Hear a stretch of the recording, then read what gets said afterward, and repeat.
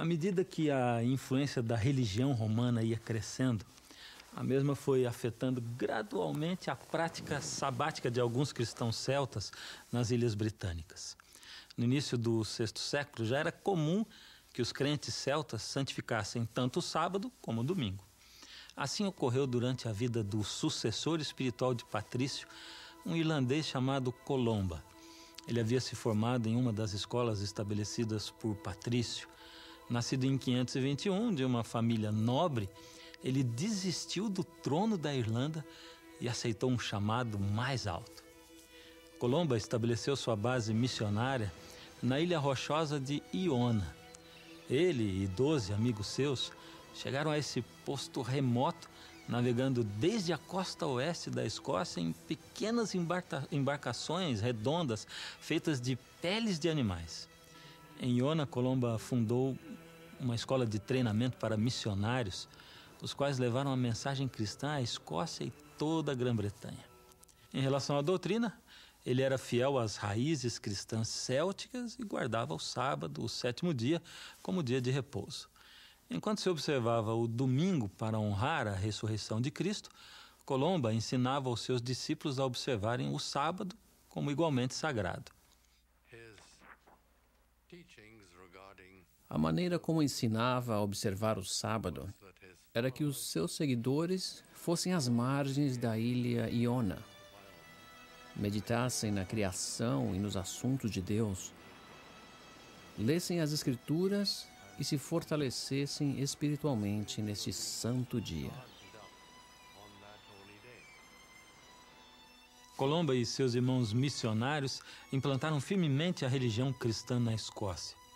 Os seus conversos resistiram à influência de Roma, onde o domingo era promovido como dia de culto.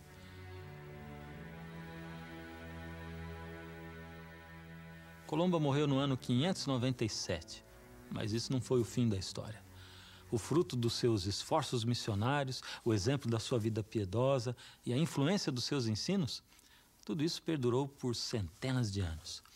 Sua observância do sétimo dia da semana como o sábado sagrado ecoou entre os cristãos da Escócia com força total até o século XI. No ano 1070, Malcolm III, o rei da Escócia, se casou com Margarida, uma jovem destinada a se tornar mais famosa do que seu esposo.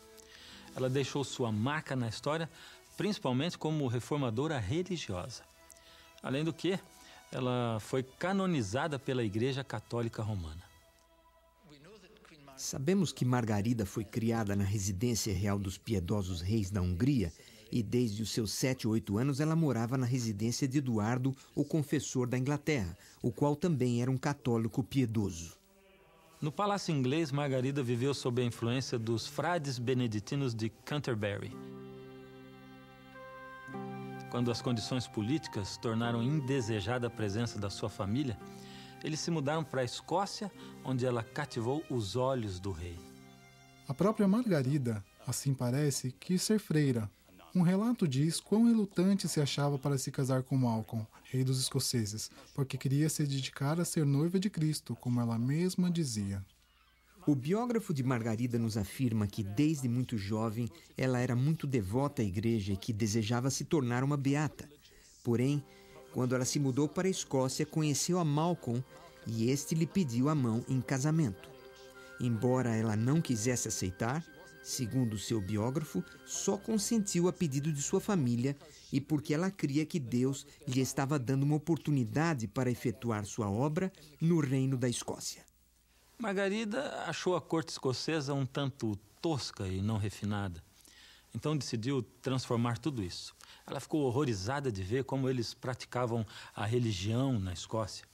Muitos ainda observavam as doutrinas e tradições trazidas da Irlanda por Colomba, quase 5 séculos antes.